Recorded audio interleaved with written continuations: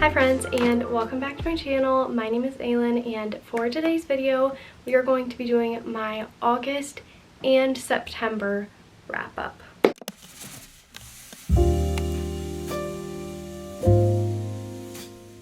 In the month of August, I managed to complete 7 books, and then in the month of September, I only read 1 book, equaling a total of 8 books for us to talk about today. So August was clearly a little bit better for me in terms of quantity. September, I started a new job and also was moving my boyfriend in, so there was a lot going on, but now that I am settled, I've already read significantly more in the month of October, which I'm very happy about. Either way, we need to go through all 8 books that I read the past couple of months, so let's just get started. The first book that I read in the month of August was a carryover from the month of July, and that was Runway Love by Melanie Harlow. And this book, I believe, in my 24 in 48 hour readathon vlog that I did, so I'll have that linked below in case you guys are interested and want to go watch it. But basically, this is a small town romance. It is a single dad nanny trope. We are following our main characters Veronica and Austin. Veronica is there in this small town, I believe it's called Cherry Tree Harbor, for her wedding day. She is supposed to be getting married to this really wealthy guy who is actually kind of an asshole. He doesn't treat her very well at all. And so she runs out on her wedding day, leaves that guy at the altar, and ends up at this small restaurant wherein she is talking to the staff and asking them if anyone is hiring in this small town. They point her in the direction of Austin, who has 2 small kids. His sister, who usually watches his kids for him, has to go on an archaeological dig for, I think, either college or work. Veronica tries to become their nanny. Austin initially says no, and throughout a lot of pleading from the kids and his sister, he relents. I really loved the small town vibes of this. I liked the 2 main characters. The small town vibes kind of reminded me of Gilmore Girls, not 100%, but like I feel like as close as you could kind of come in a romance. I also hadn't really read very many small town romances, and it made me want to read more, so I will probably be picking up more in the very near future. I believe I gave this one a 4 stars. If I'm going to be super picky about it, it's probably like a 3.75. This one was a very fast-paced read. I got through it really quickly. It wasn't like a new favorite or anything. It wasn't super emotional, and there wasn't like tons of depth for me to give it like a 5. I still really liked it. I'm glad that I read it, and I do want to continue on with the series because the small town vibes in this were really good. The second book that I read in the month of August is one of my new favorite reads of all time, and definitely one of my favorite reads so far this year, and that was One True Loves by Taylor Jenkins Reid. I read this on the recommendation from my best friend Lindsay. She read this and told me that I needed to read it. I had read a few TJR books and really liked some of them. One of them I really didn't like, and that kind of put me off from continuing others of hers. But I read this one because Lindsay was pushing for it. She was pushing for it, she was pulling for it, all of the things. Lindsay was in this book's corner telling me I needed to read it and that I would like it. I picked it up, got it on my Kindle, and oh my goodness. Once I was starting the story, I was so invested. I could not put this down. I think I gave this a 5 stars, but it might be a 6 stars just because of all of the quotes, the way that this book made me feel everything so intensely. Pretty sure I cried like actual tears and was sobbing at some points. I will think about this book for a very long time. The quotes in here, the feelings that it made me feel, just like all of the above, I cannot get over even still. And I made my mom read it immediately. I went out, got a physical copy, made my mom read it, and like we talked about it because incredible. Should probably tell you what it's about. This one is following Emma Blair, who when she was in high school had this high school sweetheart named Jessie. They got married, and a day before their 1-year anniversary, Jessie goes to Alaska. They're really big into traveling and just like experiences, and so he goes to Alaska to take some like drone pictures or something like that. His plane makes it to Anchorage, and the like little aircraft that they were taking from Anchorage to a smaller part of Alaska lands, but the helicopter doesn't ever return from them trying to take those pictures. He is assumed dead. Fast forward, I think it was 5 years. Emma has a new relationship from someone that she also knew, in high school. His name was Sam. He worked at her parents' bookstore, and she has let go of everything from Jessie. It's been very difficult on her, but she has finally moved on and she is now engaged. The day they are celebrating their engagement, Jessie gives her a call and says, "I am still alive." Emma kind of sorting through her feelings on everything, seeing if there's something still there with Jessie and whether or not she will continue on with her husband or marry her now fiance. It was very intense. It was very emotional. There were parts that made me angry at points, parts that made me cry. This book covers grief so well. I'll just read you favorite quotes from it. "Hollow and empty are terrible ways to feel when you're used to being full of joy. But it's not so bad when you're used to being full of pain. Hollow feels okay. Empty feels like a beginning. You know that you will never truly be free of grief. You know that it is something you must learn to live with, something you must manage. You start to understand that grief is chronic, that it's more about remission and relapse than it is about a cure. What that means to you is that you simply can't wait for it to be over. You have to move through it like swimming in an undertow." Probably a new 6-star read for me just because of all of the quotes in here. It was absolutely wonderful. I am so glad that Lindsay made me read this, and I'm so thankful that my mom picked it up after I did because mwah. If you haven't read this one already, it is beautiful. If you like books about grief, 10 out of 10 would recommend. I think you'll really like this one. Then I switched gears a little bit and I read Ace of Spades by Farida Abike-Iyamide. I have no idea if I'm pronouncing that correctly. I'm pretty sure I pronounce it the same way every time, but I don't know that I ever pronounce it correctly. This one is a mystery thriller, like dark academia book that takes place in a high school, and we are following two prefects of senior year, Devon and Chiamaka. They are from completely different crowds. Devon is not popular at all. He has no idea why he's been chosen prefect, and Chiamaka is very popular. She's like the most popular girl in school, top of her class, and this prep school guarantees you getting into the Ivies.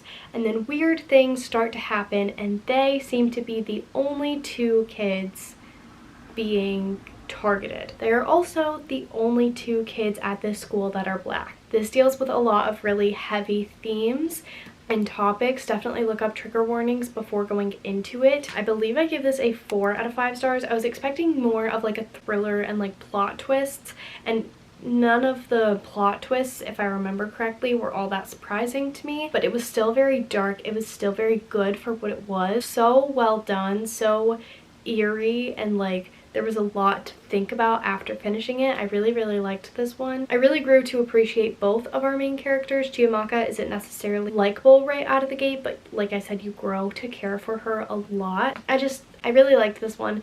It's definitely dark. I would say that if you have not read this yet, now is probably a really good time to read it in the fall, because I just feel like the vibes are right, and this is a dark academia, mystery, thriller, everything on the checklist. Then I read an ebook that was on my Kindle, and that was The Waiter at Table 6 by Nikki Castle.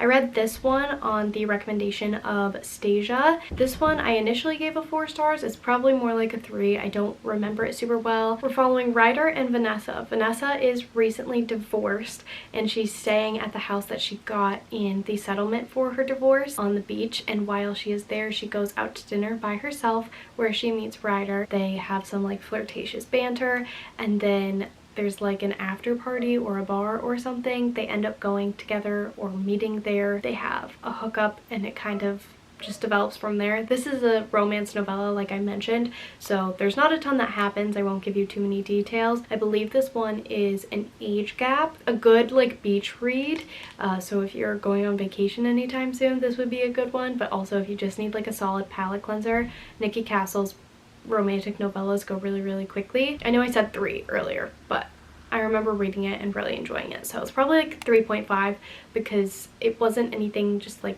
crazy, but it was fun. Then I read another romance that I really, really love. It is actually the last book in the Bright Falls trilogy, which is a romantic trilogy. Iris Kelly Doesn't Date by Ashley Herring Blake. This one was by far my favorite book in the series. So we are following Iris and Stevie. The main trope in this one is fake dating. Basically, Iris is being pushed really hard by her family to have a partner and start her family, but she's not sure that she wants any of that. She just wants her family off her back. Stevie is trying to get over her ex because her ex is very clearly over her and she is not over them. They go to this bar separately and then end up trying to go home together. The attempted one night stand does not go over very well because Stevie has a lot of anxiety, specifically when it comes to new relationships. So her and Iris agree that they will try to make Stevie's ex jealous and give each other practice being comfortable in relationships, like the romantic part as well as the intimate part for Iris and Stevie respectively, because they are also in this play as a creative outlet. There are a lot of moving parts. I don't know why I have such a hard time explaining romances because I'm trying to like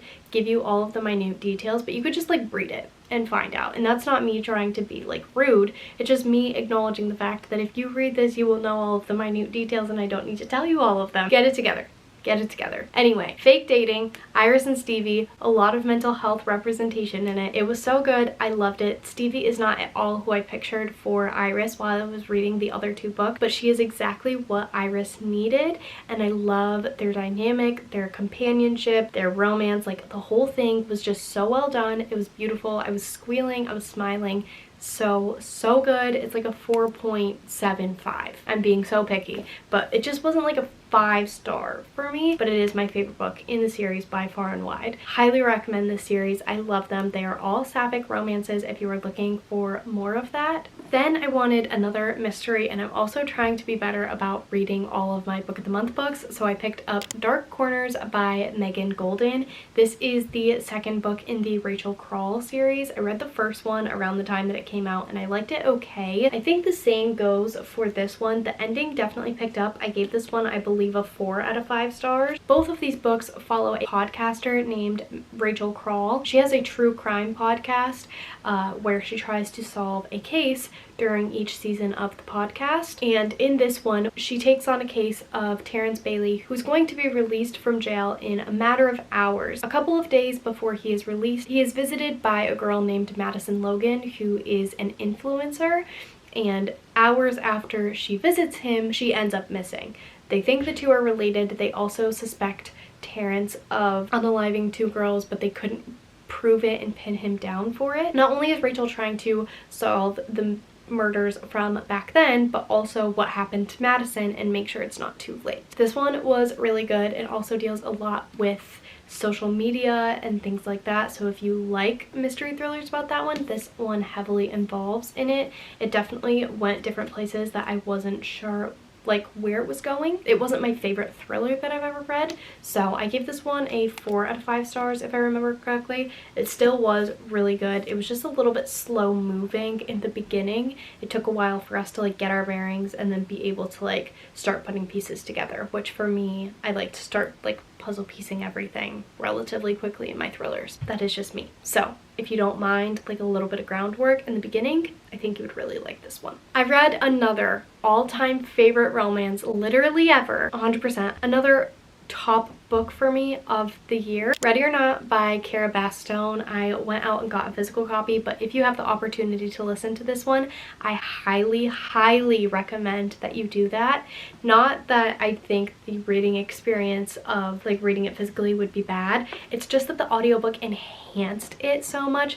I'm honestly ready to reread the audiobook. This one is following Eve, who has a surprise pregnancy and she knows exactly who the father is. It was a one-night stand from a few weeks ago. There is a bit of a love triangle in this one and it chronicles her whole pregnancy, but it's her trying to figure out what's going on. She's pregnant. She's never been pregnant before. She's not necessarily ready by societal standards. She's not in a relationship with the baby's father. She wasn't expecting this. She lives in a teeny tiny apartment, and while she's going through all of the hormone changes and everything like that, she has Shep, who is her best friend's brother. I loved this one. I loved Eve as a main character so much. She cares so much for the people around her, and her inner monologue is just so beautiful. She's like definitely very quirky, but not in a way that I think is like overdone or annoying or anything like that. She's definitely like a soul character of mine, and I think that this book is so underrated. If you haven't read anything by Cara Bastone, I think you're seriously missing out. I've read a few of her books and I've really liked most of them.